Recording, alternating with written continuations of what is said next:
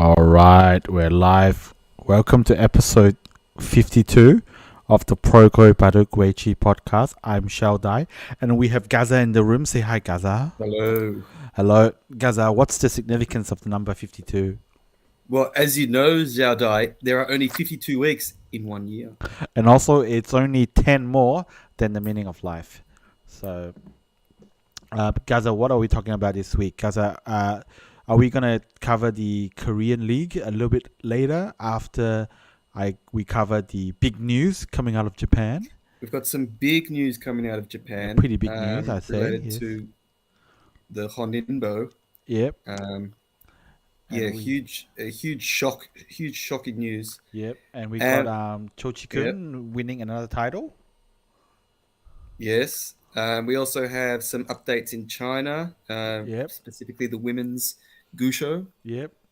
And we'll talk about some Korean rankings and Chinese rankings, and Judan Game 3 from Japan. So Gaza, let's start with the biggest, what I consider to be the biggest news of the week, which is quite crazy. And this is the news conference for it. The Honinbo was almost cancelled. Can you believe it? No, I can't believe it. Just a bit of background here. The Honinbo is one of the biggest titles, major titles in Japan. And not only is it one of the biggest titles, it's actually the oldest actively running professional title in all of professional Go. Yes. The longest running title. I don't know how long it's been going. I think since the 1930s. Right. We're currently on the 78th edition. Yes, the 78th edition, yes. And I think it started... I think it was the original title when the Nihon Kiin was created. Right. Before that was created, there was... The Honinbo actually referred to an individual player. Yes. That was sort of considered to be, the best player in Japan. Yeah. And it actually, the first tournament actually started in 1941. So it started in the 40s. This is the, what do you call it? That's before the Second World War has ended. Well, it's actually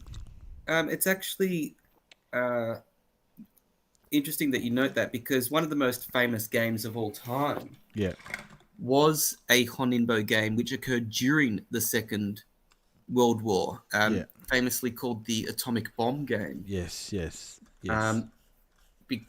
Because remarkably enough, a Honinbo title match was played at the same time. Yeah. The atomic bomb dropped on Hiroshima, I think. Yes. Some horrific stuff there, but it was quite remarkable that a game was played at that exact same time. Yeah, so Gaza, what actually is the big news coming out of Japan after we talked about this Honinbo for a bit? Well, you tell me, Zhou, because you're the one who found this information. Yeah, well, it's a bit hard to. Yeah, well, I guess you can say that I found it, but it was on the Nihon Kiin website, the front page. In fact, now basically the story is that actually the sponsor, I can't remember what the name of the newspaper is, but the sponsor was actually thinking about cancelling the competition altogether. So obviously Nihon Kiin talked to them and talked them into just continuing the Honinbo title, but there were some really, really major changes to the Honinbo. Basically, they've downgraded the Honinbo to, from one of the big three titles to one of the minor five now, because there used to be one of the minor four. So there's 7 titles in Japan. Of course, Honinbo, along with Kisei and Meijin, were the big 3. And they were big because they obviously pay the highest prize money. Honinbo paid the least out of the big 3, but it was still 28 million yen. That's a decent sum. And that's about the same as the LG Cup, which is a world major. Yeah. So they had to downgrade the prize money for the winner to 8.5 million yen. That would put it 5th out of 7 titles now, instead of amongst the top 3. And not only that, yeah, but they removed the league format. yes. So, and this is one of the thing. Also, apart from the prize money, this is one of the things that differentiated the big three majors in Yeah, Japan from the other majors. sure. These had a league format where the top 8 or 9 players challenging for the title participated in a round robin league. And one of the things I think someone mentioned is that if a player qualifies for the league in Japan, it's significant enough that they get promoted directly to 7-dan. Yes. And not only that, but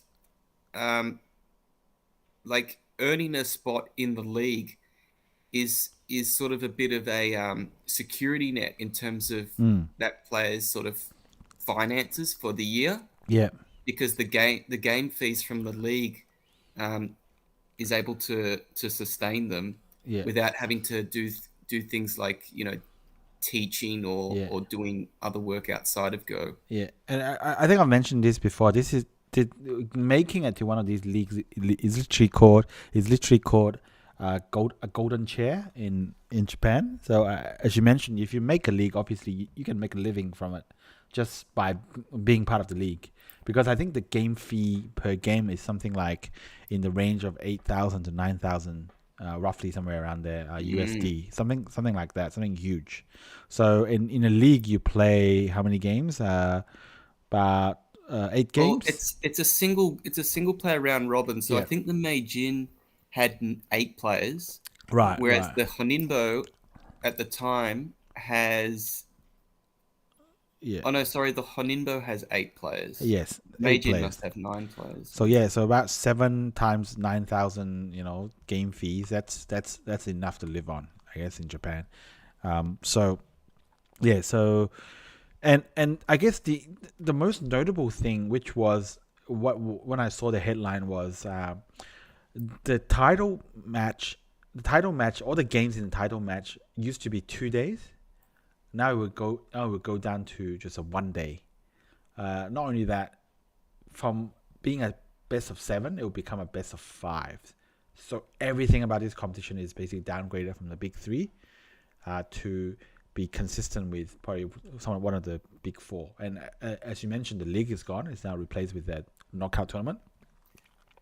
So yeah, this is the format is almost exactly the same. Well, it's virtually exactly the same as the Urza, the right. Urza title. And the Urza title actually now has more prize money. Yeah.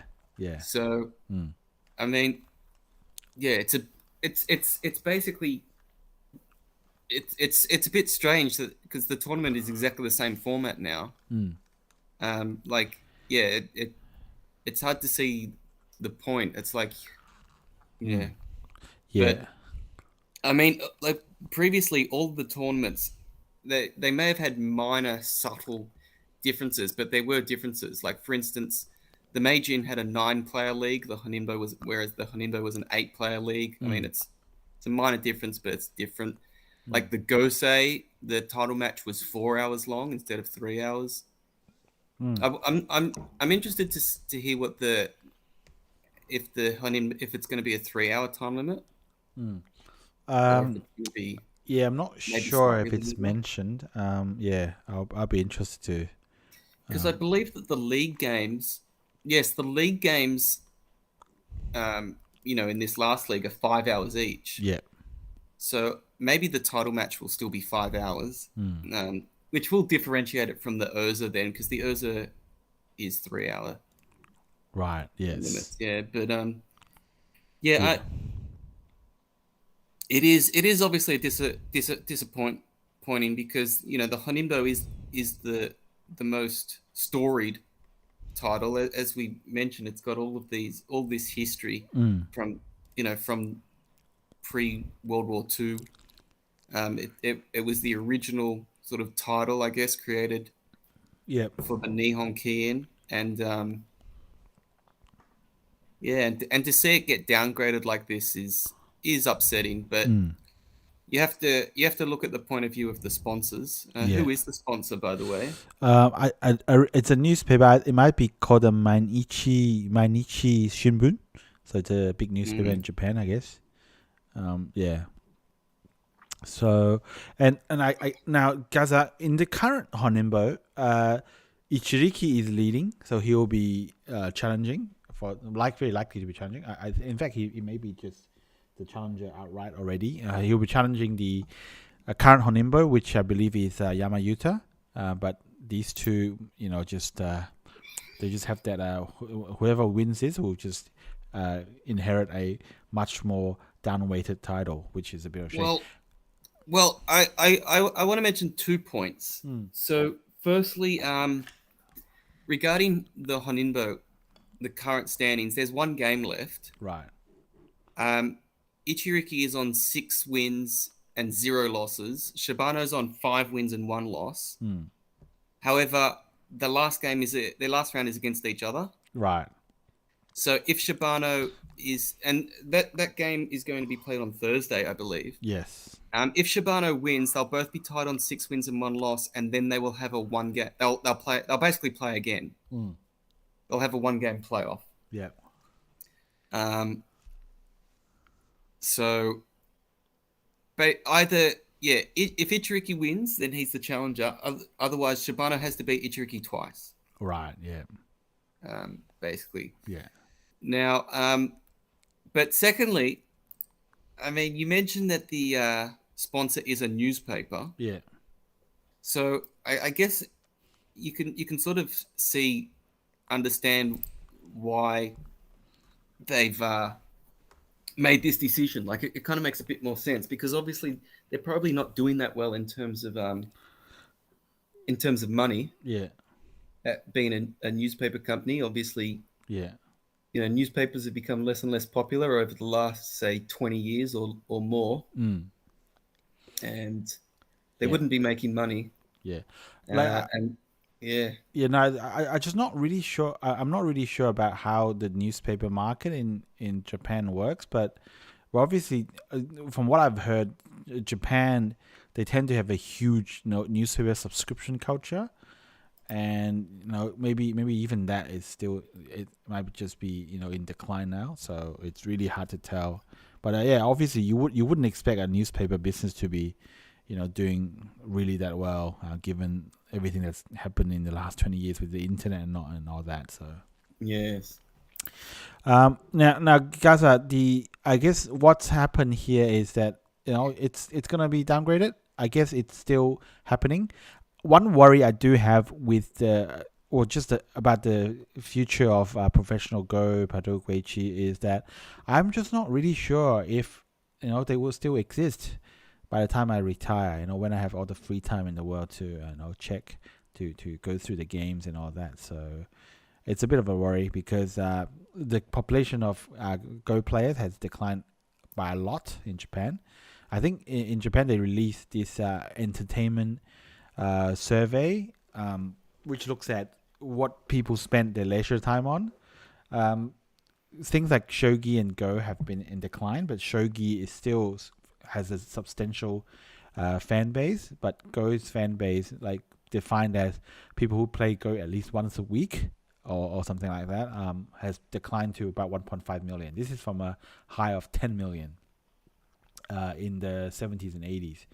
And of course, recently we talked about the Japanese weekly Go newspaper being discontinued, and this is more Japanese Go, going down south. So, that's a worry that I have about the future of professional Go in general. Yes, it certainly seems like the golden age of Go in Japan has passed. Yeah, and we're entering a little bit of a decline. There were some people online on one of the subreddits mentioning that perhaps a silver lining of this is that Japanese players may be more inclined to try to do well in international tournaments. Yeah, I guess there's less domestic money available. Right. I mean, I guess that's kind of based on this fantasy where, if the domestic money wasn't as big, then the Japanese players would try harder in international competitions. I would hold the view that it's just that the Japanese players are just not capable for whatever reason. I mean, there's no reason why they're not competitive versus the Chinese and Korean players, but they're just not. It could just be the training method or whatever it may be. I really don't think this is going to be a adrenaline shot in the system that some online redditors hope it to be. I think it's just that in general their playing standard is just not as high. So Well, the evidence, I mean, the results do tend to side with your theory. Japan has, I think, since Ichiriki made the semi-finals of the In Cup over 2 years ago, I don't think Japan has had a semi-finalist in a world major. Yeah. And the only significant thing they did was finish runner-up in the Nongshim Cup last year. Yeah. So, oh well. But we shall see. I think if the Honinbo tournament was to get revived back to the 2-day games, I think it would need a new sponsor, in my opinion. Right. And if you look at this person holding the mic over here, that's none other than Kobayashi Satoru, former Kisei. He's now the president of the Nihon King. He was also involved in another big news item this week in Japan, Gaza. Oh, yes? What was that? And that is this competition called the Teikei Legends Cup tournament for seniors. It's for 60 plus players. And as I mentioned at the beginning intro of the podcast, Cho Chikun has won this competition, believe it or not. Crazy stuff. Cho Chikun, so he is one of the most successful players in Japan. I think he still has the record for most titles. Yes. Now, guys, when I first started playing Go and I was reading about these Go stories, back then, the person with the most titles in Japan was Sakata Iao. So the famous Sakata. And Cho Chikun has obviously overtaken him in terms of the most titles.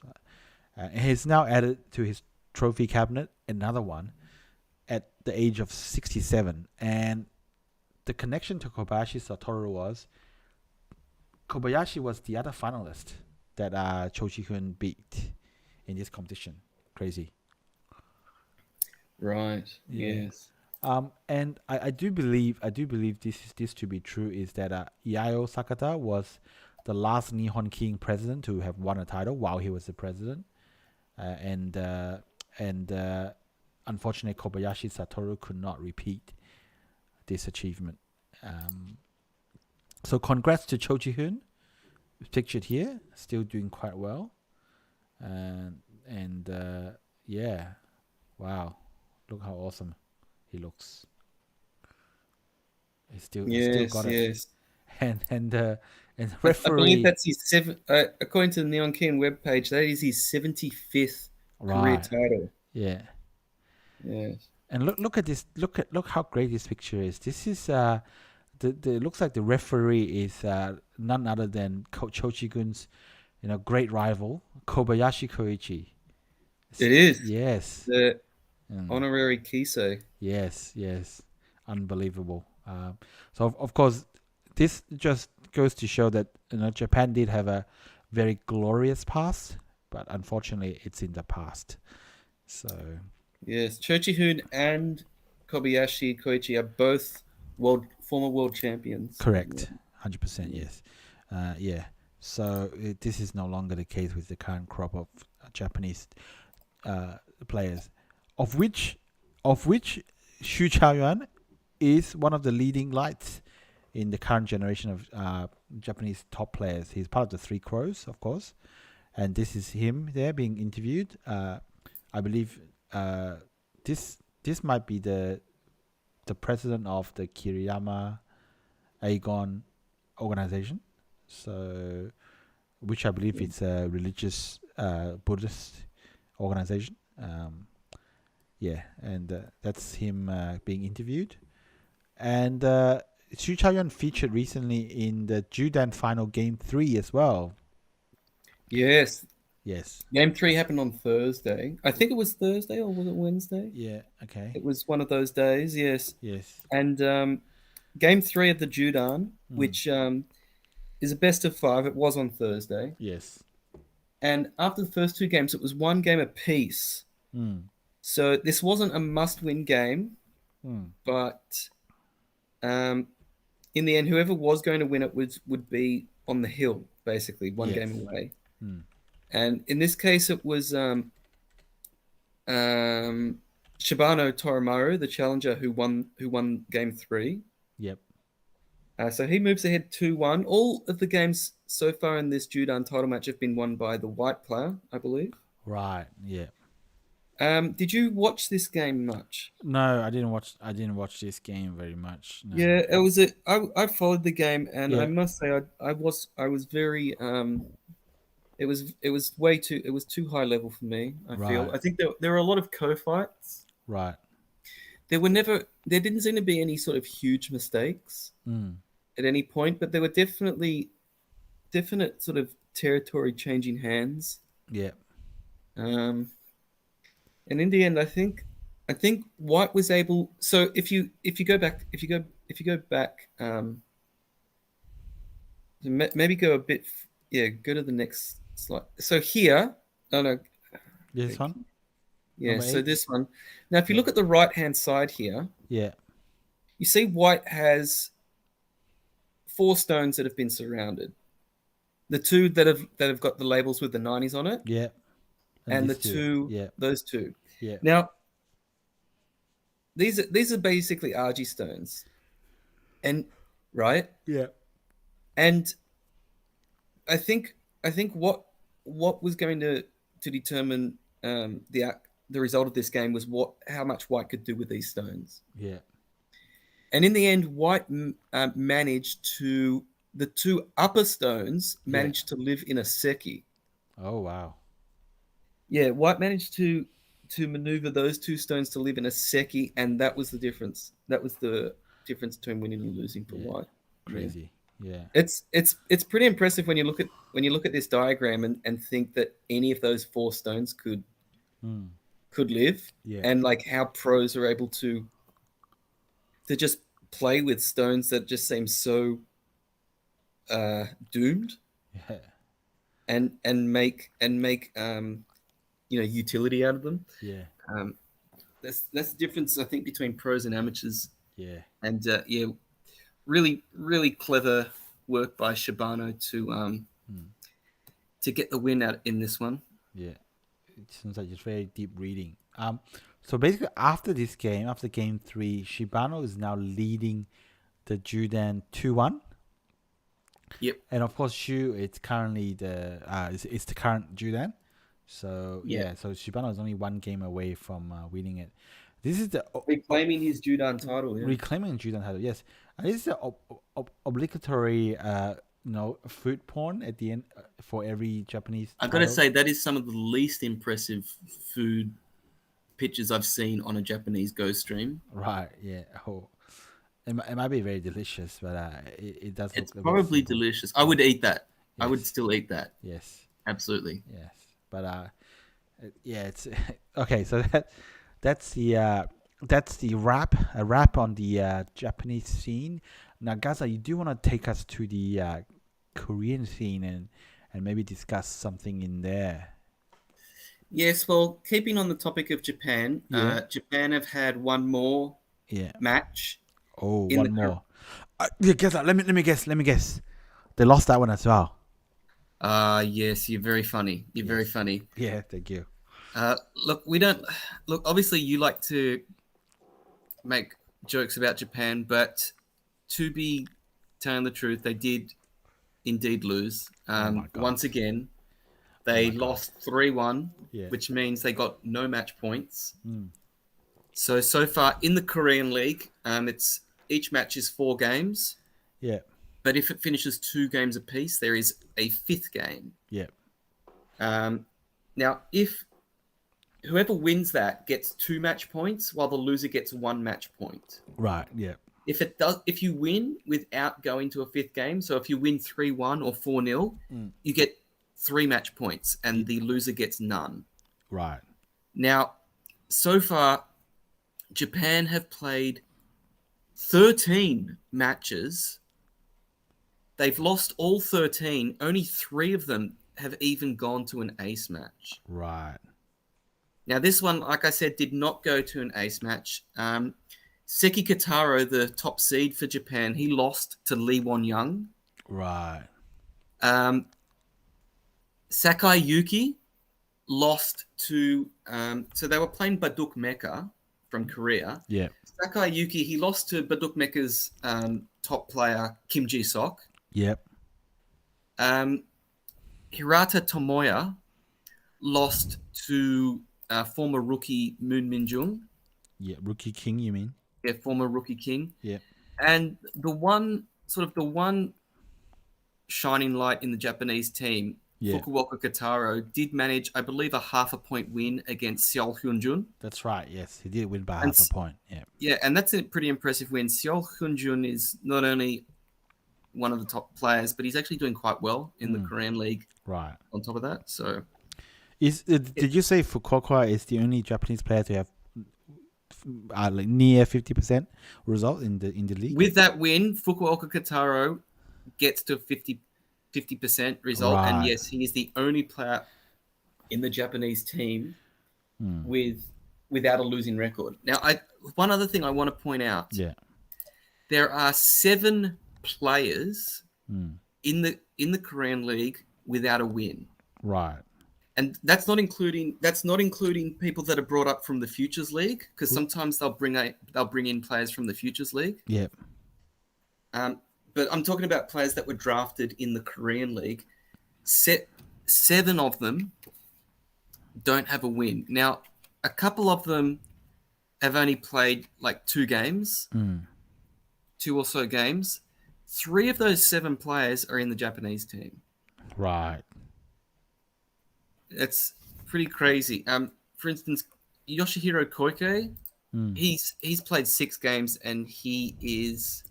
Sorry, Koike Yoshihiro, he's played 6 games and he's still yet to win a game, unfortunately.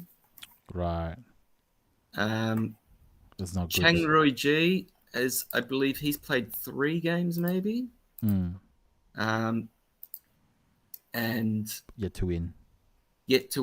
And Ryohei Onishi, 4 games, 4 losses. Yes. So Onishi Ryuhei, my apologies. Yes.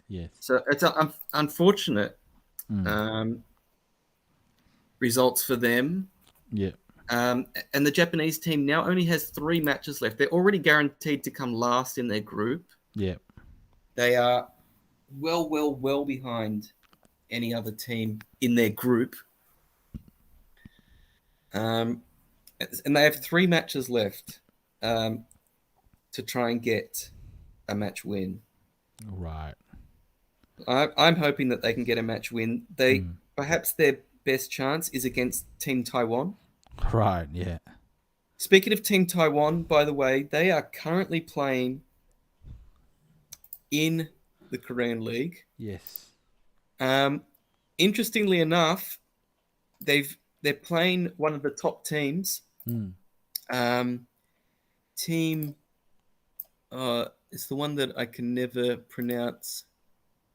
Gyeongwangjang Chunok. Yes. Yes, and they're actually playing the ace match right now. Yes. They managed to draw 2-2, so they're playing an ace match. I will link the to be the stream. And the ace match is, I think, Chen Chi-ri versus Byun Sang-il. Yep. Yeah, Team Taiwan, they're looking for their 3rd win. Yes. Their 3rd match win. They are also, by the way, eliminated from... Actually, are they eliminated from the playoffs? Probably. They're last, but I didn't really check.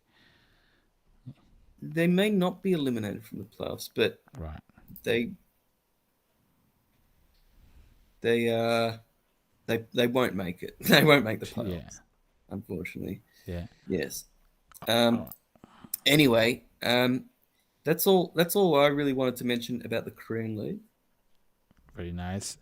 Okay, so that's the Korean League. Now, Agaza, is there anything else you wanted to mention in the Korean scene before we move on to the ranking in Korea? Actually, one small thing I wanted to just mention in the Korean League. Sorry, I will Yeah. mention this. So do you remember Team Wonick? I mentioned Team Wonick, Yeah. and initially I said they seemed to be one of the weaker teams in the Yeah. competition, Yeah. and then halfway through the competition they were like leading their group. Yeah. Yeah, so now they're equal fourth Right. in their group. So they've actually fallen off quite a bit. I think they've lost The last one. Yeah. 4 of their last 5 matches or something like that. Yeah. Having a bit of a rough stretch. Mm. They've actually lost. Oh my god, they've actually lost their last 6 matches. Oh wow. Mm. Yes.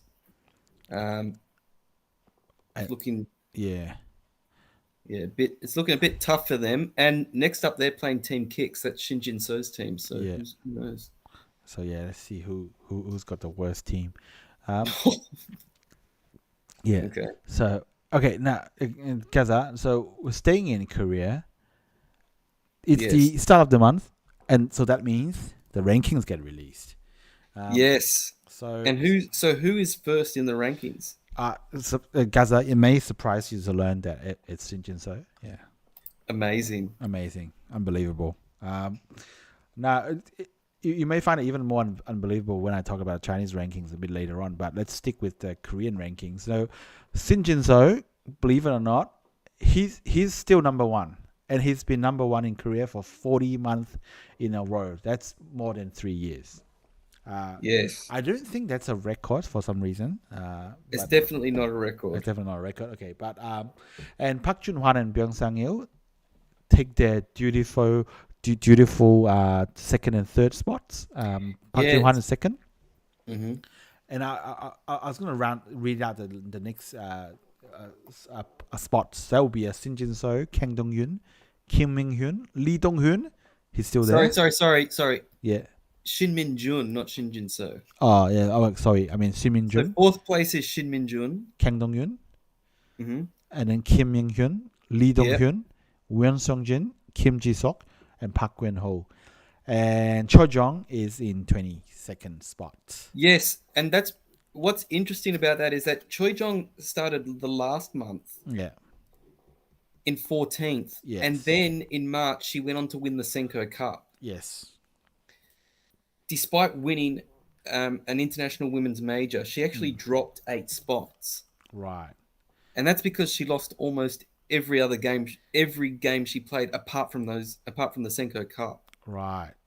That's She had a really horrid patch of bad form. Yep. It does look like she may have corrected that. She Yeah. did get a win in the Korea's Strongest League against Park Jin-sol. Right.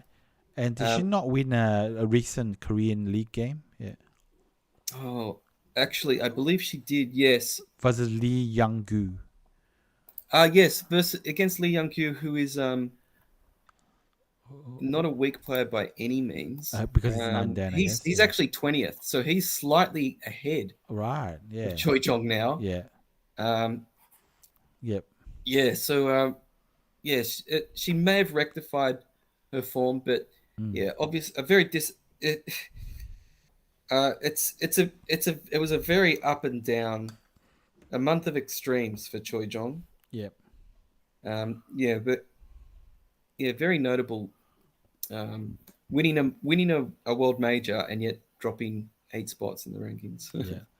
Yeah. Yes, I think there's not many other surprises in the Korean ranking, except of course Lee Dong-hyun is still on the ranking as 7th, despite not even Yes. played a game for like a year. Or it must be close to a year now. Yeah. I don't know exactly how long someone stays on the rankings. I'm Yeah. just gonna. For some reason I thought it was a year, and it turns out that his last game was the 18th of April. Right.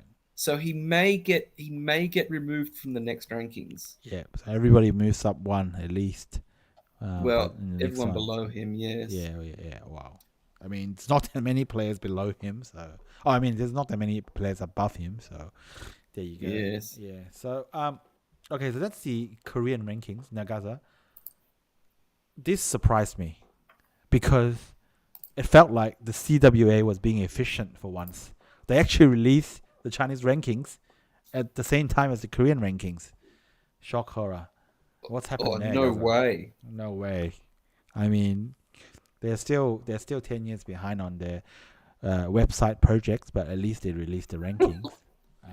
They got the Excel spreadsheet working this month for some reason. Yeah. But what's happened? The big news in the Chinese rankings was, believe it or not, Kerje's returned to number one. Yes. That's quite crazy.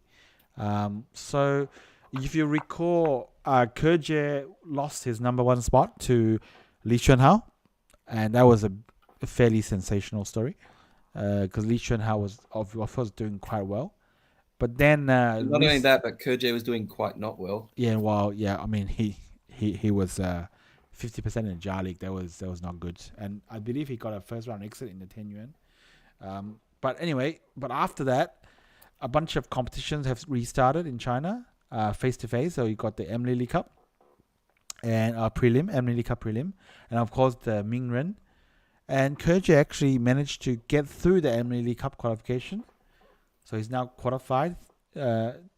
And he's became the challenger in the Mingren, believe it or not. And basically, he's I think I mentioned this in the last podcast, but I'll repeat again. He's actually been Wang Xinghao, been Ding Hao,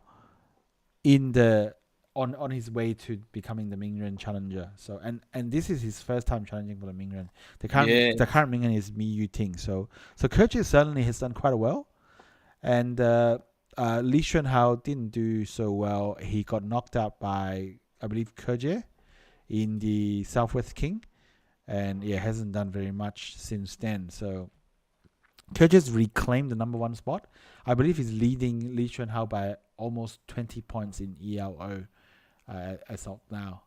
So Kerje's back to number one. And Gaza, I found this really fascinating because Kerje was interviewed, of course, in the Mingren competition. So in the background here, this is the poster for the Mingren. He's interviewed, and he said something really interesting. He said, "Well, as a human player, the best I can do is just focus on winning or losing." I guess he meant the excitement and the suspense you can create around that as a human player. But he also said that being creative, is now the responsibility of AI. Like all human does is now wait for AI to come up with some new moves and copy it. That's literally what he said. I found this really interesting. What do you think about that, Gaza? I mean, I don't really. I'd like him to elaborate a bit more. I don't. It almost sounds like he's sort of given up on innovation. Right. Obviously he understands Weiqi better than me, but right. I would have even in chess, which was dominated by computers earlier than the case of Go, it still requires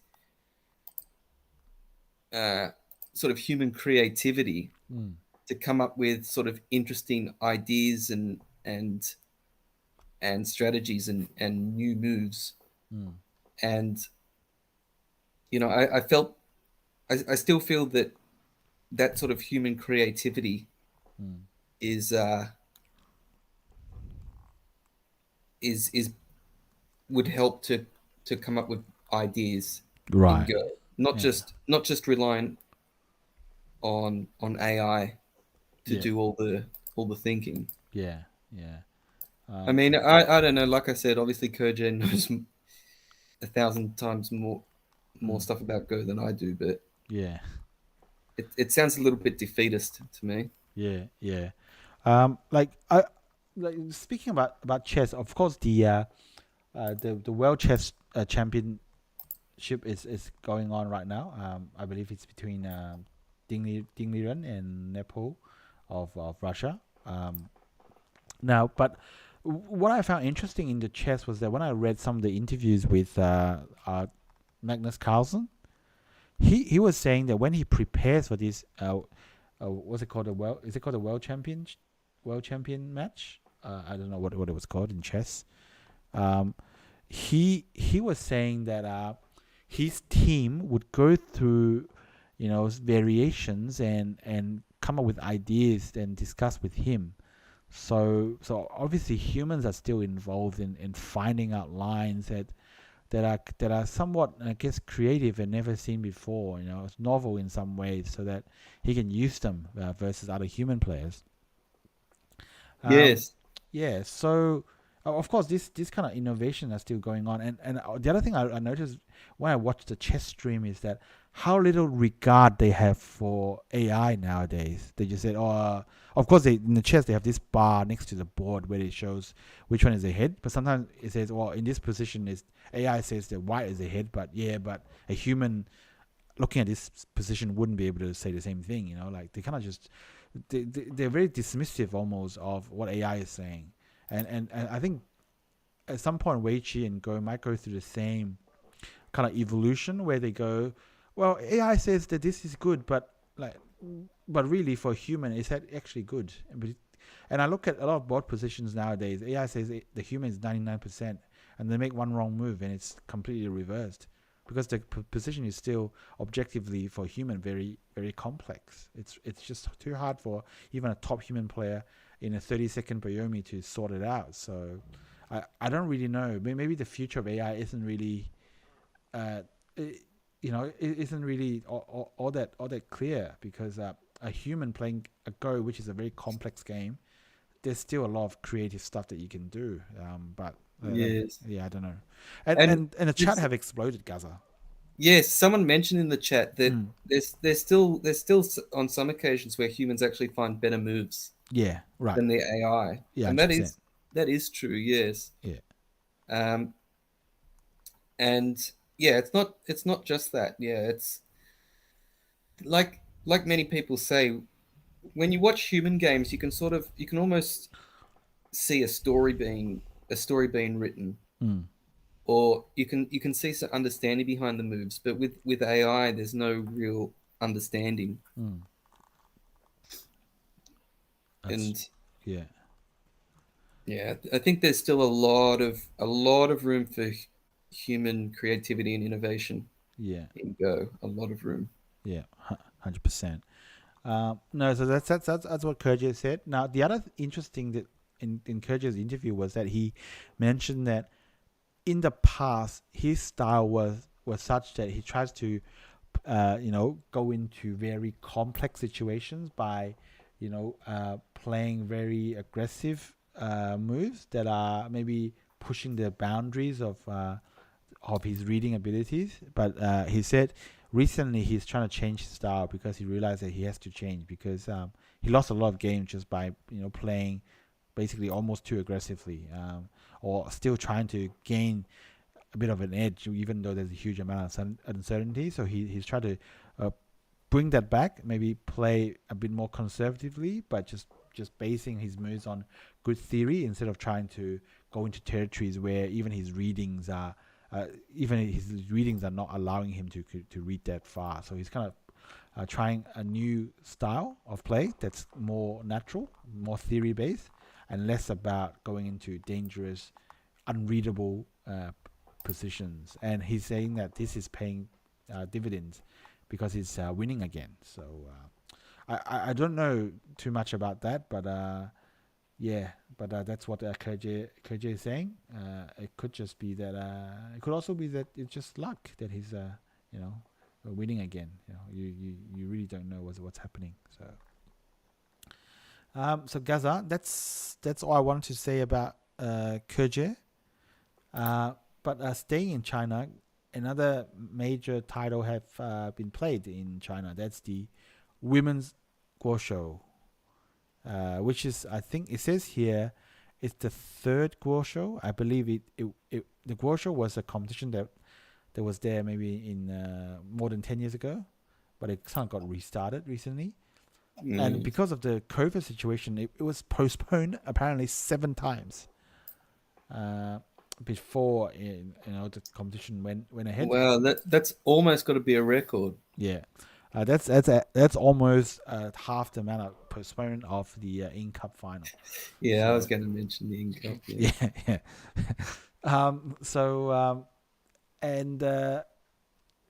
It's no surprise there because the final was between Zhiying and Hongyu, 2 of the leading players in China, women players in China. I believe Zhiying is ranked somewhere in the 50-something, 56 maybe, and Zhou Hongyu was ranked in the 62nd. So they're very close in the rankings, around 50 to 60 in China. Mm-hmm. And Zhiying ended up winning this one, and this is the contingent of women players.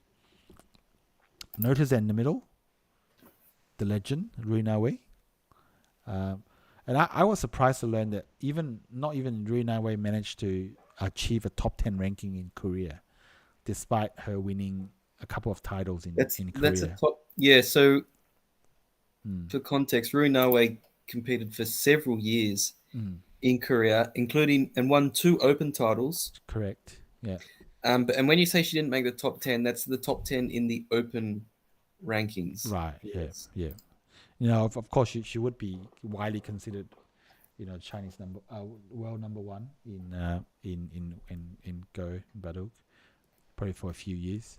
Of course, there's Zhiying here doing the draw. Can you go back? For the lineup of women? Yeah. I'm just curious which one is Li He. Li He. Let me see if Li He is even in the lineup. There we go. There she is. Yeah, she's the Li He's here. Yeah. She's 2 to the right of Rui Wei. Yes, that's right. The 7th from the right. Yes. Yeah. And of course, you got the big names like Wang Chengxin is there. Yeah, Wang Chengxin is 5th from the right. Yeah. Zhiying is 4th from the right, and then Zhou Hongyu is 3rd from the right. That's right. Yeah, some big name Chinese players. Yes. Yes. Plays in a very nice location. In the looks like a temple of some sort, or maybe some great place to play Weiqi, I reckon. Pretty nice. So there's some pictures of the ladies. Fans getting Rui Wei to sign. The fans. Jealous. Very nice. And this is the Zhiying holding up the winner's prop check. I think it says 200,000. Yeah, 200,000 RMB. It's pretty nice. But then when some of the games are played in literally looks like a primary school classroom, just with some chairs inside. This is the city where it was played. That might be a statue of Confucius. Very nice location. Okay, so that's the little bit about the Guoshou. They even have a tree that's kind of behind a barrier. Maybe it's a very old tree. Does look very old. Could have been hundreds of years. Some more pics over here. Okay, so that's it. That's about it for the women's Guoshou. Now, Gaza, I don't have any other things on the list of things to cover, so it might be time for the calendar, unless you want to chime in with something new. I do want to mention something. Yeah. I just want to say I'm very proud of us. Yeah. For managing to have this podcast once a week for 52 weeks. Yeah. We haven't always done it every week, but when we've missed a week, we've done 2. Yeah. In the subsequent week. We've done a catch up. Yeah. We've always caught up. Yeah. So we've done 52 podcasts over a 52-week period. Now we've had some we've had some feedback. Right. Some people that have over the weeks and stuff have been listening to our podcast and given us some praise and stuff. So I wanted to mention some of the comments that people have said. Right. Like we had one guy who said the podcast cured his insomnia. Right, very good. So, we're here making people healthy and stuff. We Yeah. had another guy who said he watched the podcast with his dad, Yeah. who was bedridden Yeah. for many weeks, Yeah. and 10 minutes into the podcast, his dad actually got up out of the bed and went over and turned it off. So, you know, Yeah. I think like just the impact that we're having on people is you know just Miraculous. fantastic. Miraculous. Yeah, miraculous. Yeah, Yes, that's the yes, one. yes. Yeah. I'm not even sure if Jesus could have done that, but hey. Yeah. Well, I'm not sure if Jesus could have held a pro go Yeah. Weiqi podcast each Yeah. week, 52 weeks. No, I'm now very curious what one of our viewers have told Conor Rin. Do you want to let us know? Oh, someone. Akatope Kushi Did someone write to Conor Rin and mention us? So I Yeah. hope he didn't read it. I hope But no one translated my comment. I would say honestly, I would honestly say I would be honored to Yeah. meet Conor Rin. Yeah. We're big fans. Yeah. If Conor Rin is interested in attending the Australian Go Congress, look, I'll consider paying for his flight here. Yeah. I definitely love to meet Conor Rin. Yeah. I would love to. First thing I'll tell him is you know what's happened with your challenging for the key state two years in a row and not doing very much with it. He should join our podcast. That's what should happen. Yeah. So yeah, guys are very very good to know the impact that we've had on some people. Yes, I do. I also want to mention I do hope that we can have a guest. Yeah. Another guest. We've had one guest. Yes. In our 52 weeks, we've had one guest, and that was Zin. Yeah. Former representative of Australia in the World Amateur Go Championships. Yes. We are hoping to have other guests in the future. We haven't organized anything yet. Obviously, it'll have to be an English-speaking guest. Yeah. Perhaps in an ideal world, we'd even get a professional guest. Very nice. But it is something that we're interested in. Yeah. Hopefully it'll happen. Yeah, I'm looking forward to bringing one of the world champions from Australia in Go to join the podcast. Oh, that's right. Yes, you know who I'm talking about. Yeah, obviously you're talking about Amy, who we've mentioned in the past as winning the Amateur Women's World Championship. Yeah. Excluding Japan, Korea, and China. Yeah. I do remember many months ago you asked her to join the podcast for the and she declined. Yes. I'm not sure if she's going to accept. If you ask her again, probably I could not. try, but she probably hates my trolling. But I think she just finds you confusing. I think many people find you confusing because you tell jokes with such deadpan delivery. Very good. Okay. And this quite in any case, I don't have anything else to talk about in the current Go scene. Many more things have happened, but I think we can go to the calendar. Yeah. Now, I just want to mention that in the chat, there's quite a few suggestions for who to bring on. I would love to bring them on. We got Cho Chikun. Cho Chikun would be absolutely amazing. Like that would genuinely be the ideal guest because she has quite a personality. Yes. And she speaks English. Yeah. Yes. And I think if she does join, we can both just have a rested episode. So and of course we have another recommendation is Blackie, which would be great. Blackie, which would be great. And we also have, of course, the legendary Michael Redmond. That would be crazy. Michael Redmond would be a big pull. I don't think we'd be able to get him.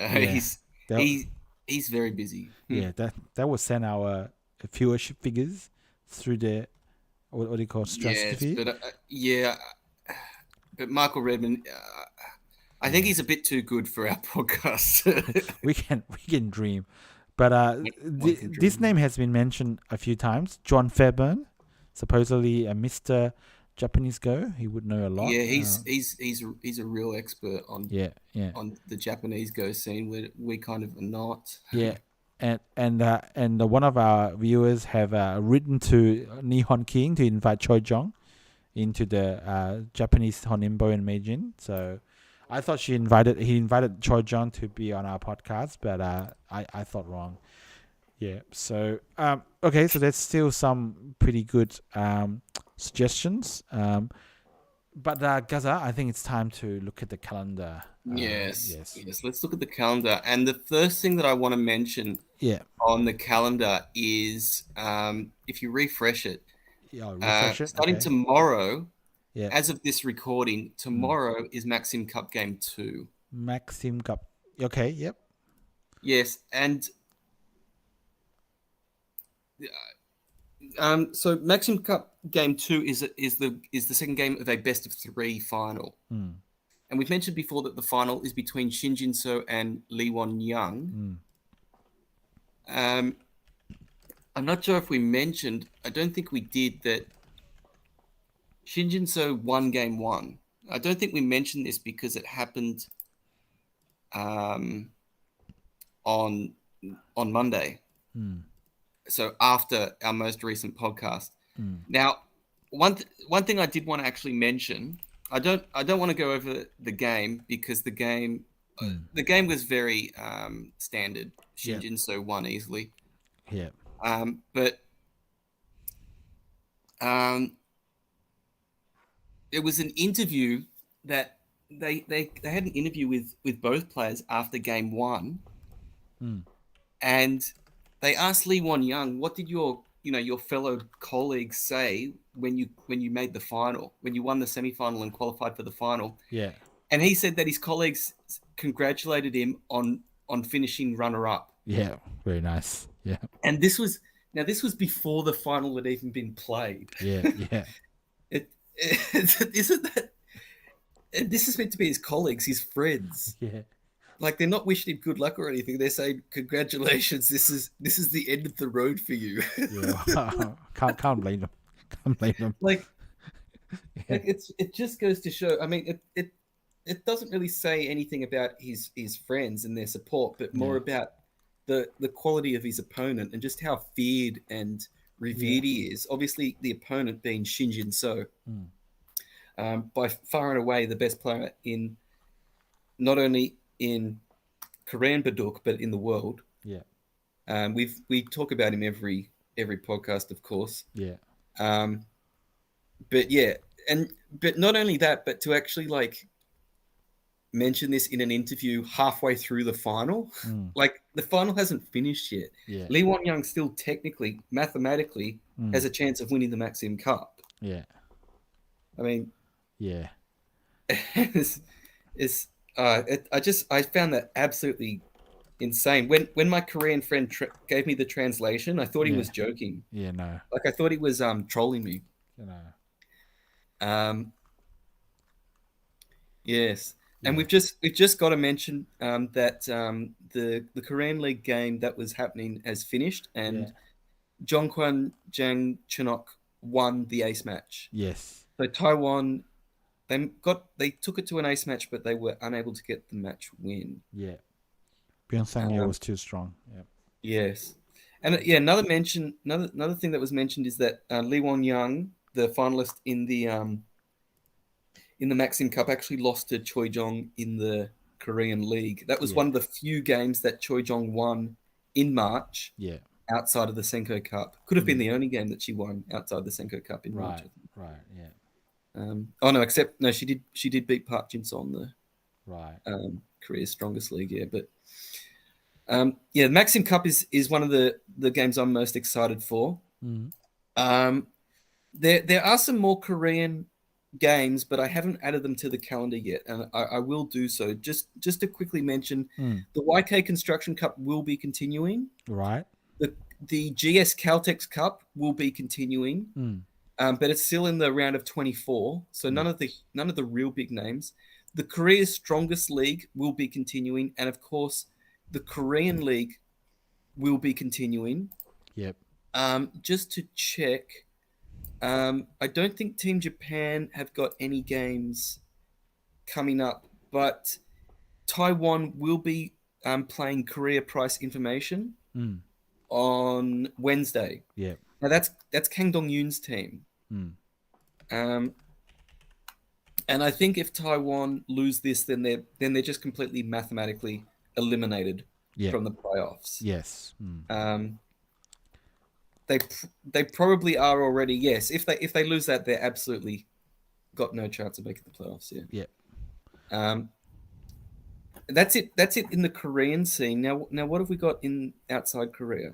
Well, the biggest comps in China that's running right now is the Asian Games selection, so both for men's and women's. Now, yeah, that's huge. What I heard was that actually this is not just the Asian Games selection. I think the LG Cup prelim, Chinese selection, is also happening at the same time, and I believe some other competitions prelim, maybe the Ying Cup or Ying Changchi Cup prelim, if I remember correctly. I can't remember. It was another big competition that's happening at the same time.